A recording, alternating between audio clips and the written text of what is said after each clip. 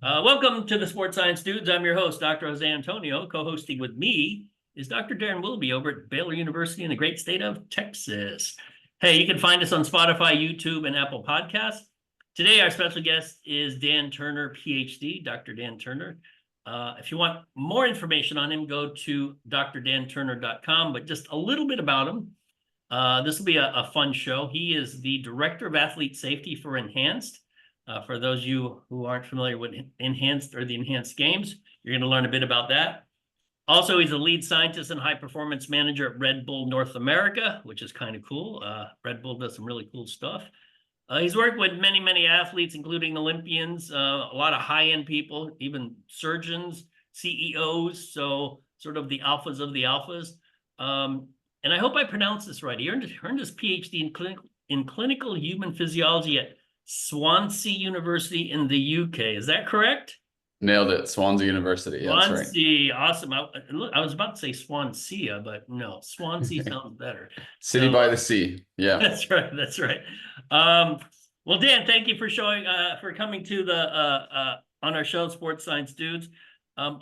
Let's start off with what you are currently doing now, which graciously invited me to be a part of the Enhanced Games.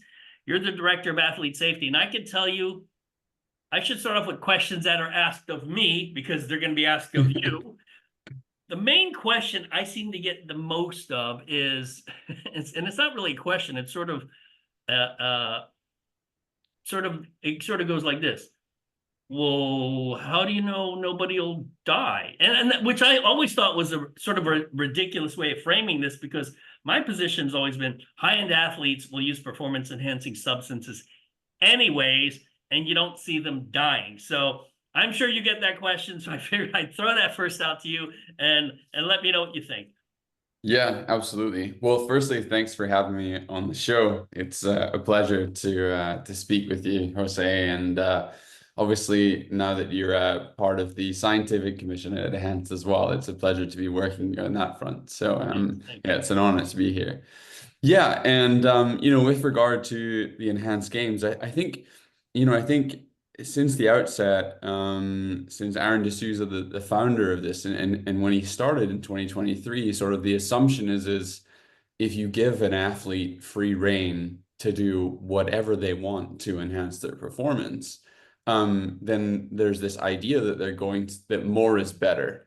And they're sort of going to go from having this very strategic approach to their performance. And what an athlete does, in my experience over my 15 years working with athletes, is they're very strategic about what they put in their body. They're very strategic about what they do, who they listen to, the people they surround themselves with, the training programs that they're on.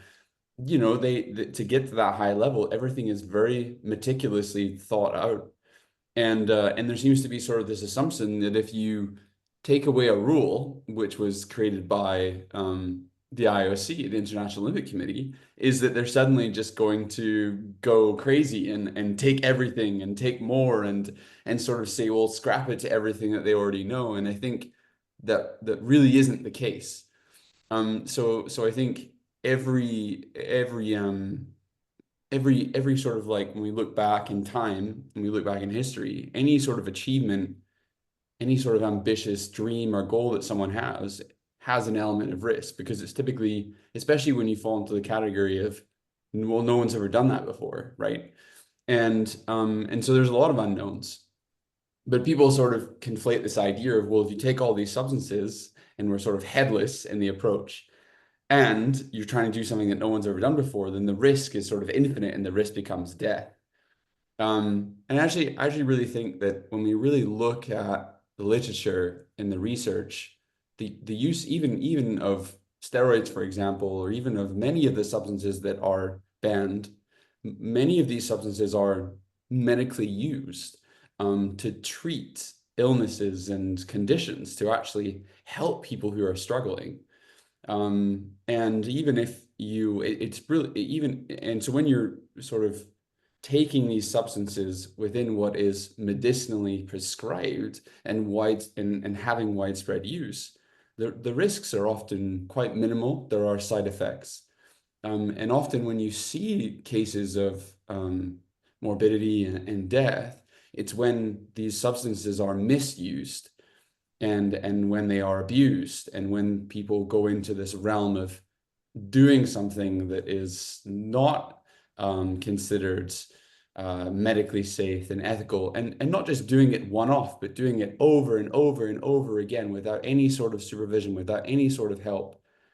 And I think with enhanced, that's where, you know, from the offset, we knew from the outset that we knew that in order to create more safety around this is to partner with the athletes and to be with them in this journey of exploration, if you will, and to medically supervise them and to form this team of specialists around the athlete to support who they are and where they want to go. Yeah, I think, well, the culture, certainly the culture in the United States, and I would imagine it's like this in European countries as well. It's the idea of using a performance enhancing substance or drug is often just frowned upon. The general public, you know, in a way frowns upon it, even though they love to see those performances. And even if you go back to when Lance Armstrong won all those tours and, you know, he was stripped of the title, you had to go back many cyclists before you found one that wasn't doped or taking a PED. So I think the interesting cultural question is this, and I'll ask you, Dan, and then Darren, you can comment, is let's say we collect enough data. So we've done X number of case studies on, let's say 50 to 100 athletes, thrown a protocol that includes certain androgens or anabolic steroids. A lot of people prefer that term. EPO, and the doses are, you know, it's precise, and the duration of use is monitored. And let's say their performance improves dramatically, and there are no harmful side effects. How do you think, and this is almost a political question, how do you think that would be taken culturally? It's like, wait a minute. So these guys, nothing happened to them. They're healthy. They took all of these substances. It was monitored. Culturally, how do you think that will be accepted or not accepted? Yeah, it's a great hypothetical scenario, one which I've thought quite a lot about, and I think it's very possible. You know, I think you know, we can look at some examples that where that maybe has already happened. So one obvious one is the use of metformin, for example. So this is a substance used to promote insulin sensitivity, and it was found very beneficial for individuals who have diabetes, who typically have insulin resistance. And over time, this drug has been repurposed for use with people who aren't struggling with diabetes, who are otherwise healthy. And it's actually shown over time to have sort of beneficial effects on markers that we relate to aging. And so then it sort of it comes back to, well, okay, well, maybe this is something that many individuals would want to take. And it really comes back to that individual choice. And that's something that, again, going back to enhance, is something that is rooted in the core tenets of the company and in the games, is that we want to provide athletes with agency and autonomy and that level of free will that they don't currently get with the IOC, with other sanctioned events, which is, I, as a human, should be able to weigh up the risk versus rewards, the benefit versus the side effects of a substance. And I should be able to make a choice for myself about what I think that I can do.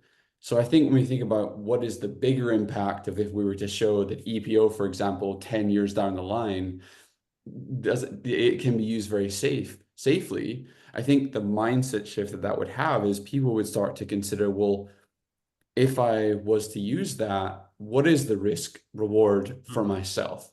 And I think that needs to become more personalized. And that's what the research program allows us to do, is sort of say, well, you know, the last thing I'll say in that is when we talk about scientific exploration and scientific research, we often start with, you know, we often end up with studies of huge groups of individuals, you know, this big bell-shaped curve, but we often and we can make blanket statements about a substance and how it might impact a large population. But the way that I think performance medicine needs to go is it becomes more personalized down to the individual based on your unique characteristics, your unique traits, how that substance might affect you. And that's where we'd like to get to with many of these substances. Does that make sense? No, that makes perfect sense. I like the idea of performance medicine, although I would imagine there are a lot of physicians who don't like that terminology, because physicians aren't necessarily trained to help you perform better. They're, in essence, it's disease management, not really enhanced performance. But again, it's not like they can't do that. It's just that culturally, I don't think they're trained that way. Yeah.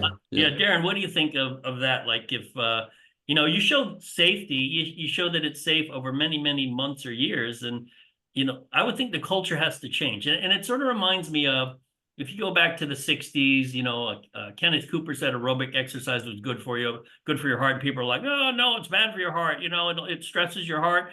And people, even before that, Jack LaLanne and Joe Weider and Bob Hoffman said, hey, weight training is good for you. This is like 100 years ago. And people are saying, no, that's bad for you. You don't want to get muscle bound and whatnot. So all the new ideas typically come and are criticized. So what are your thoughts on that, Darren? Well, a couple of things. One related to this question, and then something that I would like to go back to that was mentioned earlier. In terms of the culture, you mentioned earlier about using PEDs with no harmful side effects, and you get performance outcomes and increases in performance and so on. And, that goes on all the time. And so, it's kind of a mainstream scenario here from the standpoint that, particularly athletes that are, professional on a high level, performing at an elite. I mean, chances are most of those individuals are using some type of performance enhancement in one way or another, whether it's actually pharmaceutical or psychological, whatever the case may be. But if you come back to pharmacopoeia, we tend to hear about the negative outcomes that end up being kind of just glorified, if you will, through social media or the media. That being said, but then again, you talk about all of these individuals who use performance enhancing drugs, and like you said, you have positive outcomes with that, and all the way down to even all the way down to the relative novice level. You and I've talked to Dr. Antonio before that PEDs are not going. They're not going away. You can impart, laws and rules and everything else, but athletes are still going to find a way. They're not going away. We already saw that with, with anabolic steroids way back when they turned them into, controlled substances. Did they go away? No. They just found different ways to go around to get access to them. And so, I think it's an issue of the culture already probably assumes that somebody that's performing at a higher level is going to be on something, that's just the cultural mindset. And I think that's a bit unfortunate from the standpoint that because there are many individuals that aren't on taking performance enhancing drugs, but nevertheless, that seems to be the thought. Yeah. The other thing we wanted to mention is that when we talked earlier about the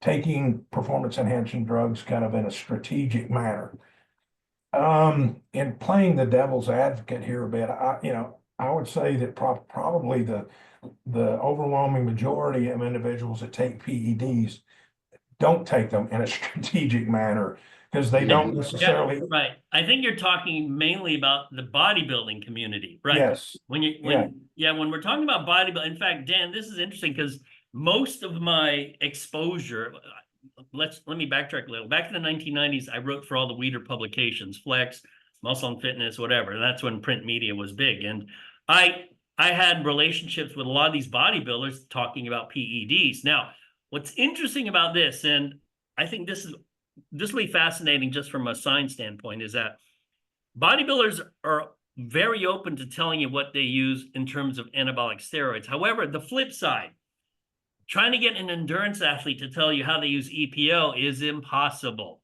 So there's a weird disconnect. Bodybuilders will tell you anything. Endurance athletes will tell you nothing unless, I don't know, unless you're their best friend. So it's more of just an open-ended question. What do you think of that, Dan? Yeah, I think it's, look, I think it's very interesting. I think one of the things that's happened that's going to change immensely, especially when the Enhanced Games launches its first event, is that many athletes, so there was that study of track and field athletes showing that almost 1 in 2 athletes are using PEDs. And they're doing it this clandestine way in secret. And so, but then you're right, like in the bodybuilding community, they're often the ones they're kind of guinea pigging themselves. They're in direct conversation with other specialists and pharmacies, and they're looking to kind of do their own N of 1 research. Yep. And many of them, as I understand it, you would know more than I, coming more from expertise in that industry, but many of them are going about it in a very meticulous way and like working with blood work and doing testing on their body, and many of them are not doing that, and they're sort of just very experimental, and they hear someone doing something and they associate that with like a certain gain, and then they just trust in that individual, and then they decide to use that for themselves.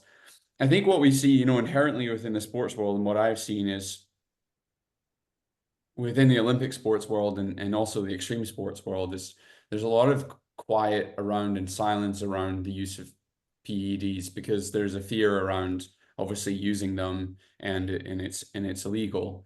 And obviously, like when I've worked with Olympians for many years, and I want to, I've always stayed very true to those rules. I think rules should be followed, and that's what keeps the event fair, and that's really important to me. And I love the Olympics.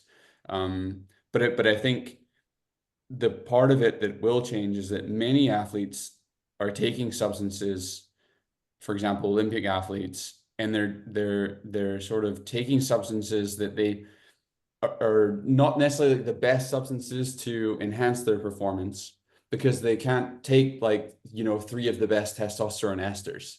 They can't take cypionate or propionate, because they're just going to pop straight. They're going to appear straight up in WADA testing, right? And in the doping testing.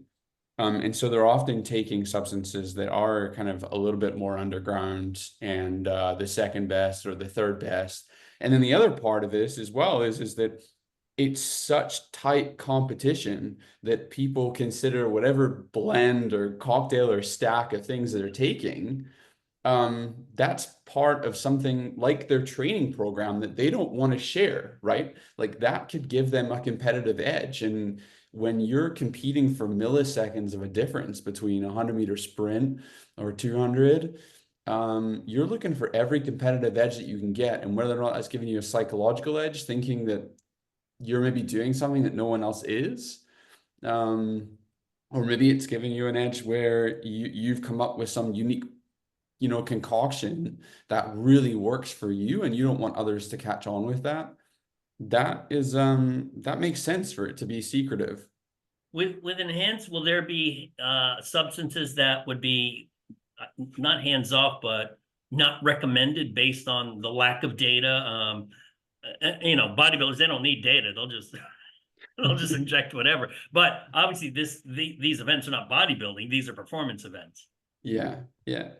So, the current policy with enhanced is that we do not approve the use of any substances that are Schedule 1 Class A drugs.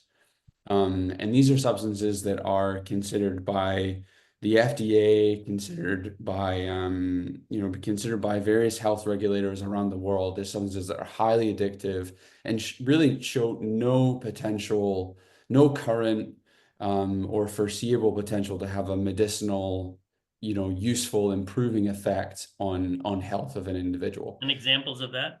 Examples of that could be for cocaine, within that category, as well as for sort of like heroin, and these are very addictive compounds. Now, what's interesting is there are compounds and substances within this category, for example, psilocybin, and I believe in the US that is currently Scheduled 1 substance, which means it's a high risk substance. However, it is showing that with medical trials is showing to have very beneficial effects on mental health. And we know that I think about 35 to 55% of athletes experience severe anxiety, depression, and mental health challenges. And this is obviously this is of huge importance for an athlete to compete, is to have good mental health. And I think Michael Phelps and Simone Biles have outspoken about this a lot. And so even a substance such as psilocybin, which is showing very promising effects on mental health, could be a substance that changes from a scheduled substance, Schedule 1, where it's not approved within the games, to potentially Schedule 2, Schedule 3, having undergone that clinical testing. And that would be something that then we would consider allowing within the games. But again, with the right level of medical supervision behind that. Could you, let's say I'm the athlete and I'm interested in being a participant in the games. Walk the athlete through the process, if, whatever you can reveal, walk them through the process in terms of generally testing done, how it's determined which androgens or dosing of EPOs is determined, and then how many weeks or months they would be monitored prior to competition. So imagine I'm the athlete or whoever, and sort of walk that person through. Yeah. And If I can interject, Yeah. the piggyback that would go along with that question, also would be like possibly potential agents that are only allowed at a certain dose level. You're talking about some of those that were in a different schedule classes, and you've got like with the NCAA, caffeine only to a certain dose level, so on and so forth, using as this very basic example. And so, if something like that might fit in as well, based on Joey's question, that might be helpful too. Yeah, absolutely. It's great. It's great points. So what I'll share with you is, obviously we're very much developing this at the moment, with the games to be hosted probably end of 2025, early 2026. And so a major focus for us right now is to develop these health protocols, and we're becoming tighter on what exactly these policies will be. But let's say an athlete wants to join the games and compete in the games. Well, then initially what will happen is they'll go through a very comprehensive baseline medical assessment. And that medical assessment will involve radiology of their heart, their cardiovascular system, MRI, ECG, echo, and the likes of this, exercise stress testing at a gold standard sort of lab. And then they'll go through a comprehensive blood draw as well. So we can look at biomarkers related to certain predictions of pathologies, deficiencies, potential risk factors can be identified from blood profiling. Then we'll also do some imaging, brain-related imaging as well, to look at brain health. And then should anything, so what happens is as we go through these assessments, and these will take 1 to 3 days with an athlete, the data is then provided to what we are setting up is an independent medical commission. And we have an independent medical commission who are a multidisciplinary team chaired by a medical physician. And this multidisciplinary team will look at this data from a very clinical point of view and determine the athlete's current health status to the best of medical knowledge, as you would if you were to go and get, any sort of assessment done at a hospital. And then it would also determine the athlete's eligibility to compete within the games. And then the third part of that is to determine if they are to take certain substances, then there may be specific education that we can provide to that athlete. And when I say we, this is an independent medical commission. So they would provide to the athlete education in terms of potential risks that they might be more subject to. So let's say, for example, we run a blood assessment and we determine that there is a higher risk of clotting in the blood. Then this might be worth mentioning to the athlete. This would be worth mentioning to the athlete. Because we know that, for example, certain certain steroids, anabolic agents, if you will, we'll just say steroids, certain steroids might cause thickening of the blood. We know that EPO tends to cause some thickening of the blood. And then we partner with the athlete. So Jose, if you're an athlete and you decide to us, I want to take EPO, then we form as personalized as we can surveillance and medical profiling surveillance program around you based on the use of this particular substance. So let's say you're going to use EPO, then we might want to more closely monitor clotting risk factors in your blood on a more frequent basis. And this is why we want and we require athletes to disclose the use of substances if they're using substances, because we're not just hosting the games, but we're partnering with the athlete in that process. And we'll work with the athlete should they choose to use different substances. But ultimately, it's up to them to weigh up the risks. Now, let's say that, are we going to provide education in terms of dosages and to your point, Darren, dosages and potential limits? Well, this is where a lot of the science is quite limited when it comes to the use of these substances, right? This is why I think we need the enhanced games, because we have understandable high dosages according to individuals who are sick for medicinal substances, but we don't necessarily have much of that data when it comes to the use of substances in professional level athletes, in individuals who are working at extremes.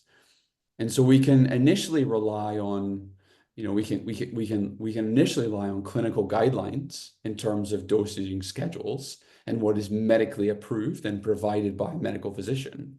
But as we sort of chart into potentially uncharted territory, which is what we're doing because we're working with people who are otherwise healthy, we might find that there's a personalized interaction with like a dosage and maybe a certain, if it's 40 mg of EPO that we provide to Jose, that might be different for you, Darren. And so this is a huge area of unknown, and that's why it's really what we're doing is we're grounded in this medical supervision to get down to that N of 1 case. Hopefully that's answering your question as much as possible that we can right now. Yeah, so what about in a situation like you mentioned, if somebody, for instance, had a contraindication against androgens, like elevated H and H, hemoglobin hematocrit, would there possibly be alternatives to androgens, say maybe SARMs, that might be a consideration? Right. So then it's really a case of, weighing up, okay, maybe this isn't the right substance for the athlete.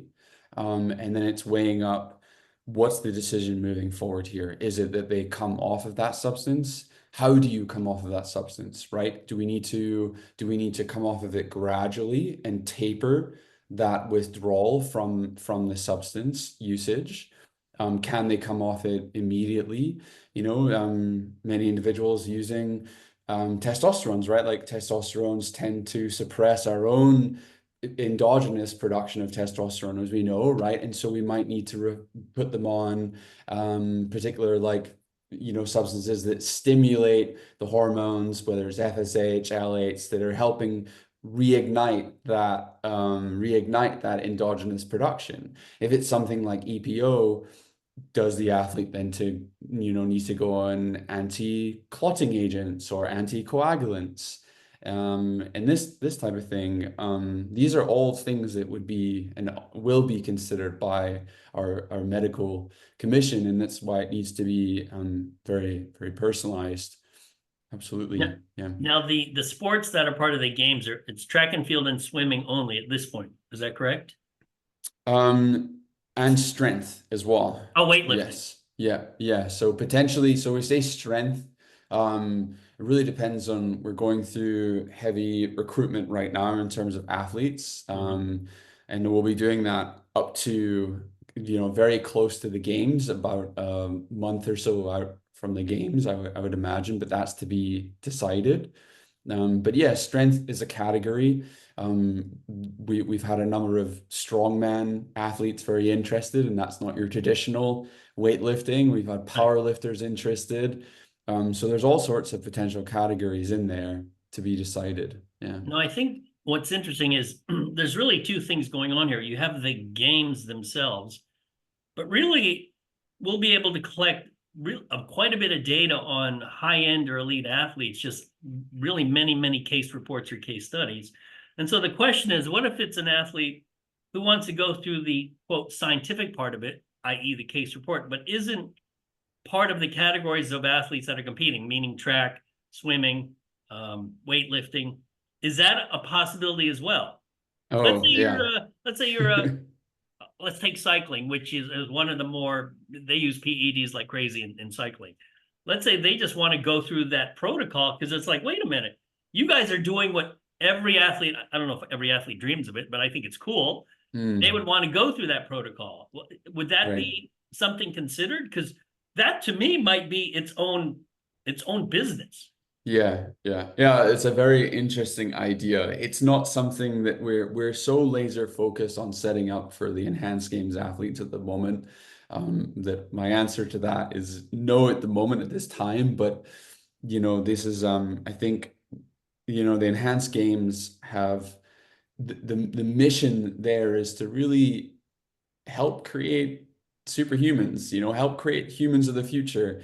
Aaron said, this is one step towards a super humanity, right? And to me, that means it's supporting people who want to do really bold, ambitious things and things that the general population might not consider doing. And so that means kind of launching out to the masses. And so whether it's enhanced games that get involved in creating programs and protocols for non-competing athletes, or whether or not we are helping pave the way for other institutions, collaborators, researchers, hospitals, universities to set up more research and collaborate with us to look at this for potentially other individuals outside of the games. I think that's very interesting, and I'm very open to, if people want to suggest ideas, you can contact me. And as running and leading the science department of this,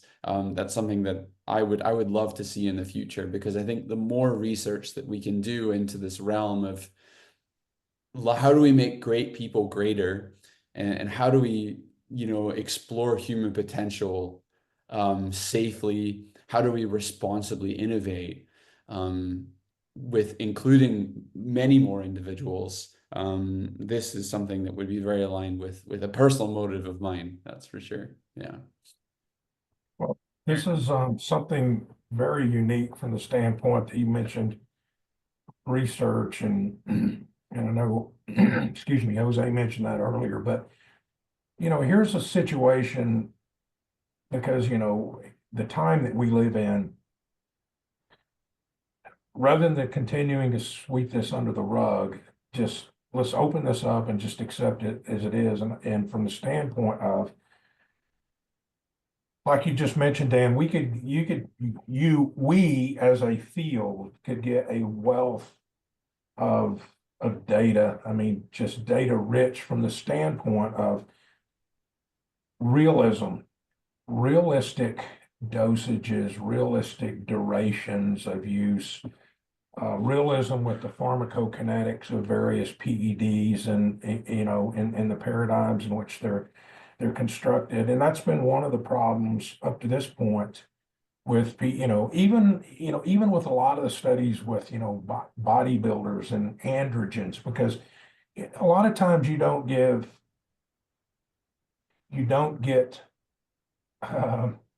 um, honest answers with a lot of the drug-related studies that are not the ones that are where they're being administered, but they show up and they're like, okay, what are you taking?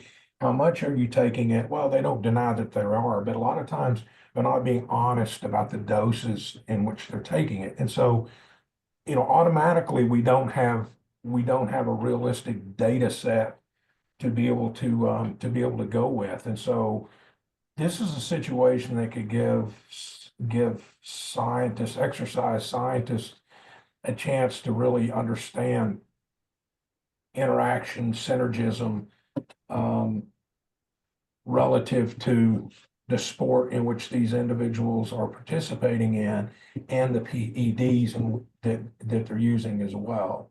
And so, like I said earlier, rather than just continue to sweep it under the rug, just realize it is what it is. It's not going away. Let's just accept it for what it is and try to better understand it. Because the better we can understand it, then like you guys were talking about earlier, then potentially we can make the endeavor more safe than what it has been in the past, if that makes any sense. Yeah, absolutely. I think it's really interesting. It's sort of you mentioned SARMs earlier, and even looking into the category of like peptides as well, right? It's Exactly. and it's like you have growth hormones, secretagogues, right? Like things that are, I think everybody automatically assumes enhancement is steroids and anabolic agents, right?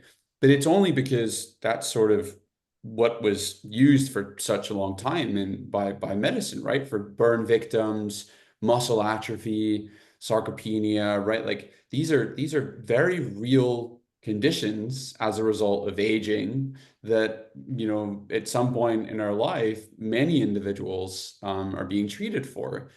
But now we look at, for example, testosterone. I think it's testosterone replacement therapy is used by 3% of the US population. That's millions of individuals using some form of testosterone. But what's more interesting is when we get into like these peptides and all the different potential, sort of new peptides coming out all the time.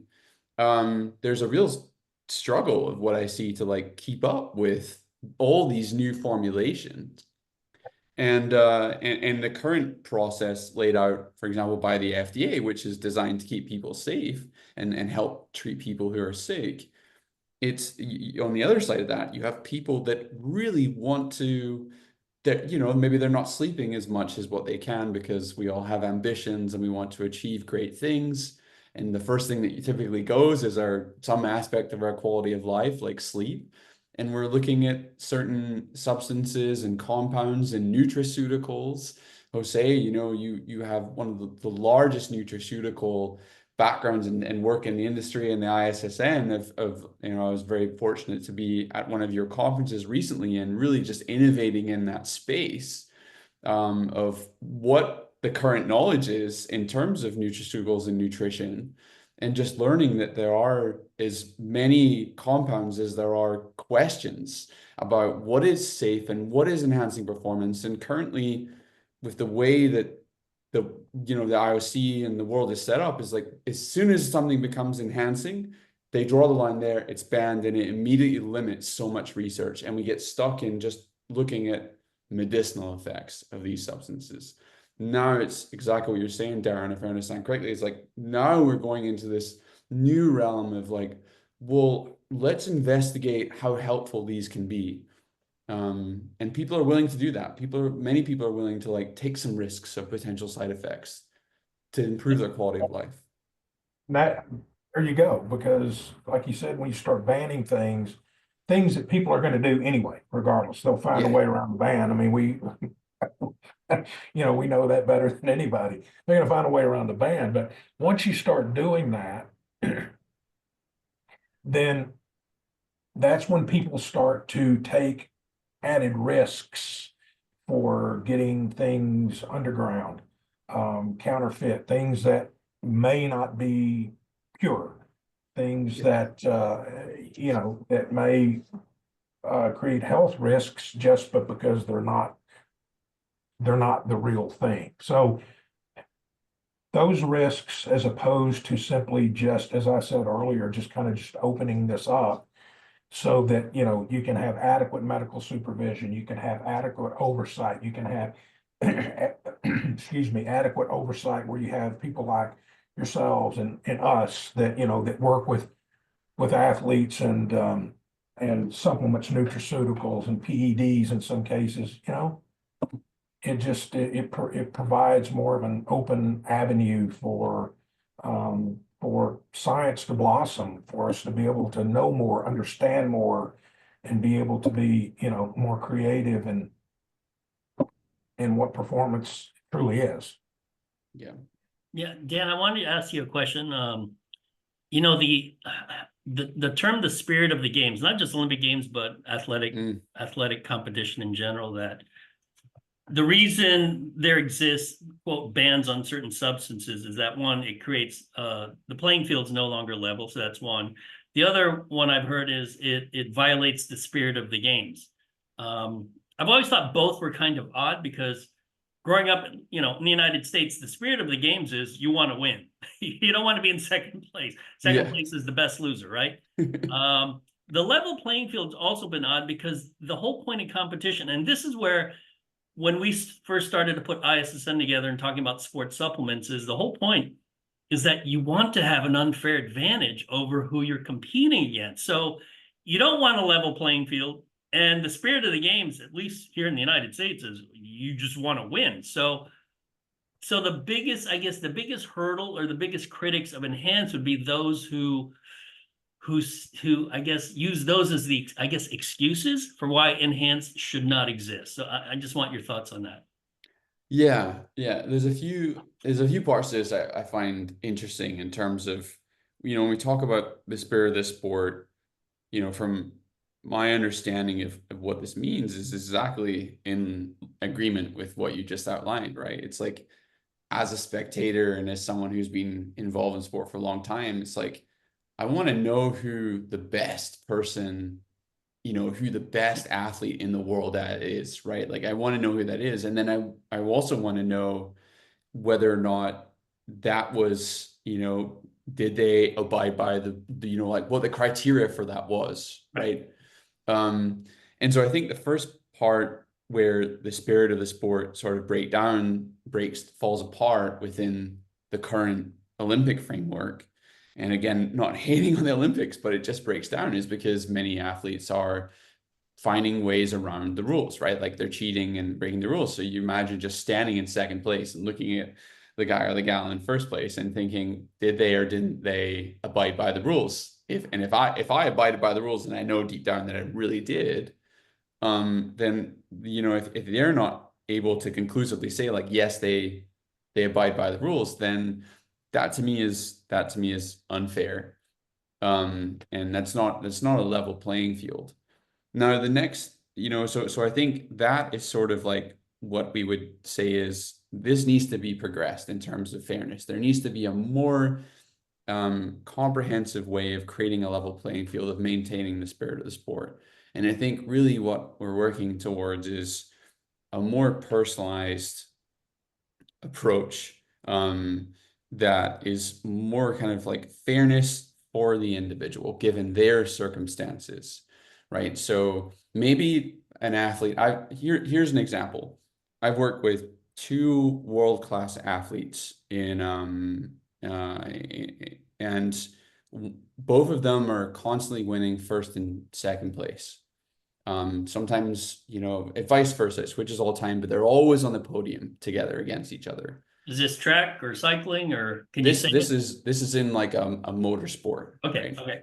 And one of them is, has like almost won this genetic lottery, where it's like they seem to be able to put anything in their body, and it doesn't seem to matter that much, and their health is always really good, and they're very sort of bounce back from colds and regular sickness pretty well, right? Very quickly.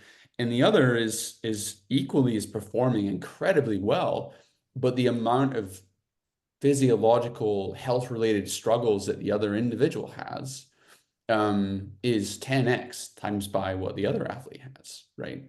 And that to me just comes down to there's a genetic aspect to this, which is that there's so much more struggle for one athlete than there is for the other. And to create a blanket statement that says that there's these substances that may not just enhance your performance, but may actually like therapeutically help an individual to create more of a level playing field, to allow that individual number 2 to bounce back from illness at the same rate as the individual athlete number 1. That's that blanket term of, no substances for any of these individuals makes it really hard to have that personalized level of fairness, that equitability, right? And so I think with Enhanced, that's what we want to be able to do, is create more of that level playing field through allowing each athlete to improve their health, regardless of their socioeconomic, regardless of their genetic predispositions. Now, there's only so much that we can do, but that's a huge core to our mission, is to be able to do that. And I would say there's many cases like that with athletes, where you see some that are, what was it like? Was it Ben Johnson's documentary of Usain Bolt, right? And he's falling around and finding the dude eats chicken nuggets. Right. And he's running, he's fastest man on earth, right? Now there's not every athlete can do that. Some athletes might have a gluten intolerance. Some athletes might have some athletes might need to be so meticulous about their diet, otherwise they notice like huge changes in their ability to perform. And so we need to create more resources for these individuals to create that level playing field.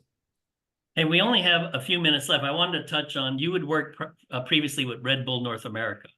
And the events in that Red Bull sponsors and hosts are unlike sort of the traditional events. And so I wanted sort of your bird's eye view of, like, what are the things those kinds of athletes have to deal with? Because it's not your typical run, bike, swim, or cycle. There's a lot of skill involved in these events. So when you think of traditional PEDs, it doesn't automatically come to mind, but there's got to be a role in, for instance, like just EPO, just help with recovery and training. Tell us a little bit about that, your experience with Red Bull North America. Yeah. So Red Bull sponsor, I think it's about 800 plus athletes around the world, extreme sports athletes, some of which are Olympians. Others are not competing. They're sort of the exhibitionists, the free sport athletes, the ones that are surfing, 60-foot waves. They're climbing huge mountains. There's no PED for surfing a 60-foot wave. There's no. But they're when you talk about like risk of death, like going all the way back to that initial question, right? Like I spent many years working with the wingsuit athletes. Those guys are jumping off of cliffs, opening up a suit that looks like a flying squirrel, right? And they're literally flying through the air. And the rate of death in that sport is very high. Wait, you just used the term rate of death, which we don't use in football, basketball, or baseball.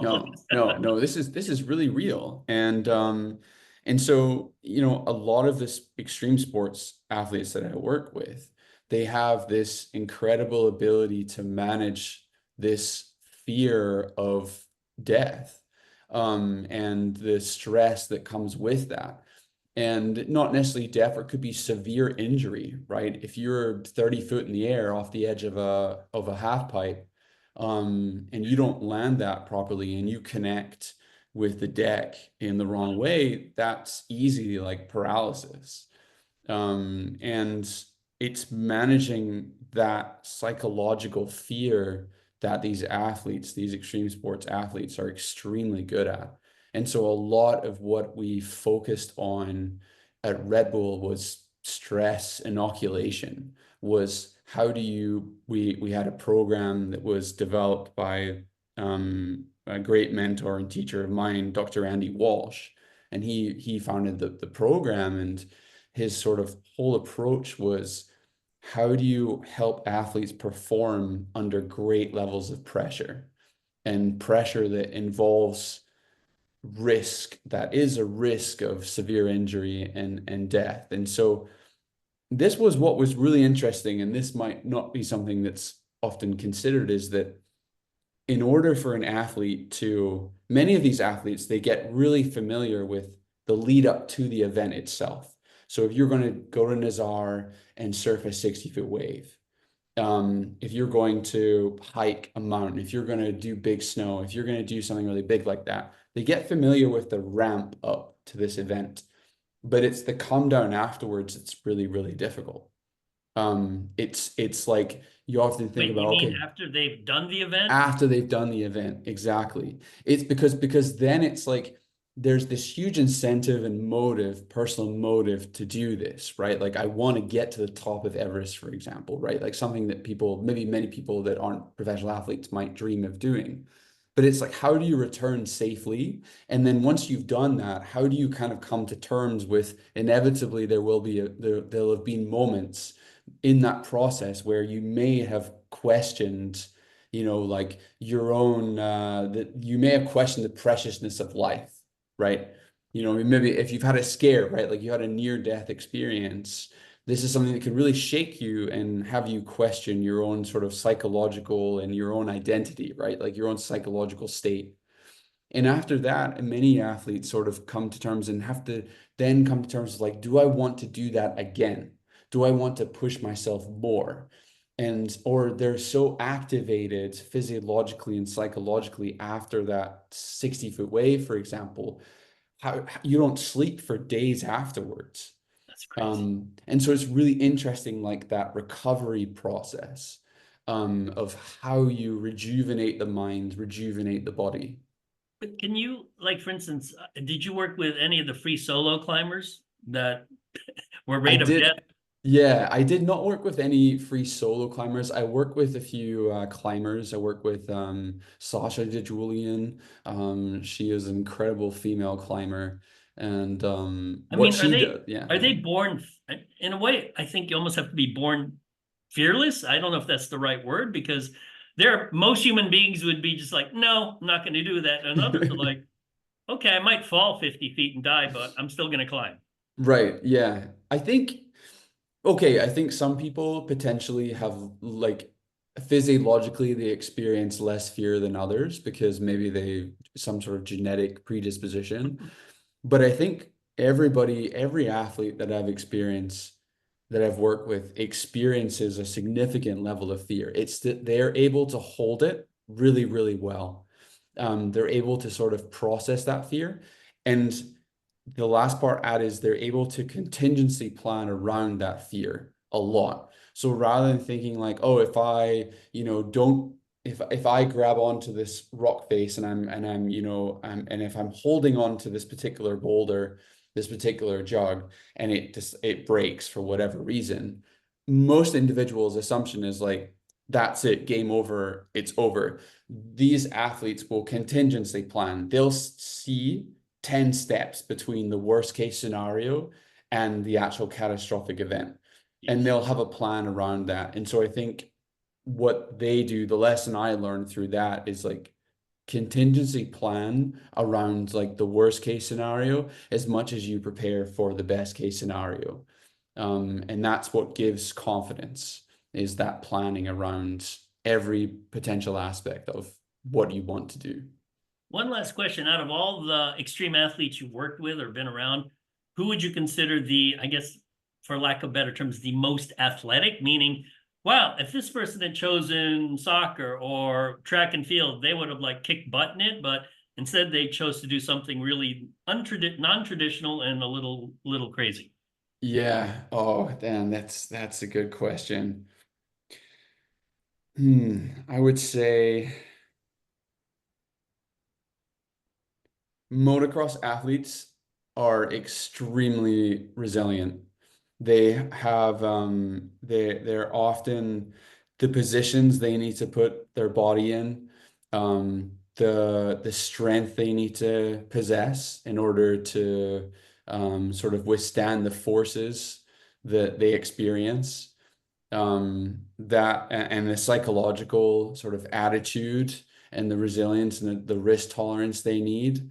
Many of these athletes often they'll pick up on other sports very, very quickly. They'll take up another sport, cross training, whatever, and they're extremely good at that. Yeah, but I would say they're pretty big, but yeah, I would say that it's probably a big one, and also their agility, sort of like moving, like you tend to find endurance athletes, they're very good in one direction, but the moment they have to go in different directions, they're very high predisposition towards injury.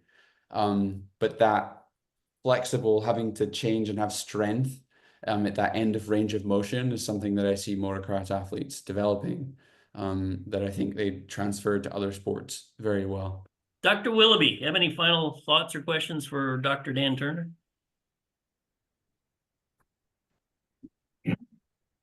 No, I just, I just think it's interesting that, that the resilience that so many of these elite athletes have and being able to tolerate physiological extremes, whatever they might be, hot, cold, altitude, pain, emotional stress, duress, a lot of those things that go above and beyond just simply the physiology of muscle or the cardiovascular system. It's just, it's impressive. And so, Hey, we all have that Superman or superhuman in us, Darren. We just got to tap into it. So yeah, no one is limited, right? With the right resources and a path. Dan, tell the audience if they want to find more information about you, where can they find you? What's the easiest place to go? Yeah, the easiest place to go would be probably just my website. So drdanturner.com. There's a link there if you want to message me. I have a bunch of resources, projects that I'm working on that I update on there as well. And there's some free tools and education, that kind of thing, if you want to check that out. So feel free to ping me a message through the portal there, and also LinkedIn as well, if you want to message me through there. And I'm always do my best to respond to as many individuals as possible. Yeah. And also, you are, just a reminder to the audience, you're Director of Athlete Safety for Enhanced, and the website for that is enhanced.com. That is enhanced.com. Dr. Dan Turner, thank you for being on the Sports Science Zoo. Dr. Darren Willoughby, appreciate it. I will see you next week. Dan. Thank you so much, guys. Hey, thanks. Great connecting with you. Bye.